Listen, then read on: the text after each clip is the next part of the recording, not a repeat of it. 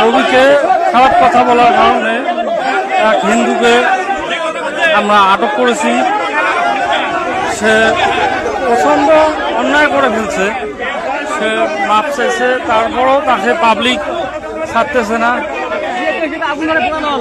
কি কইছে? এই যে সেই ব্যক্তি, নবীর মুষ্টিগুলো জিজ্ঞাসা যাই, এই যে সেই ব্যক্তি,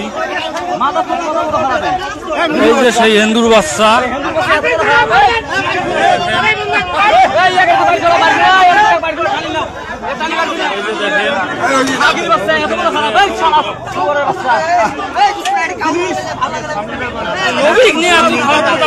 আমি কিছু বলি না, আমি খুশি বলে নবীর দোয়াই জানতে ঘুরে একটা বলি এই কথাটা নিয়ে নবী খারাপ কথা বলিস, কেন তুই খারাপ কথা বলিস? নিয়ে যাও।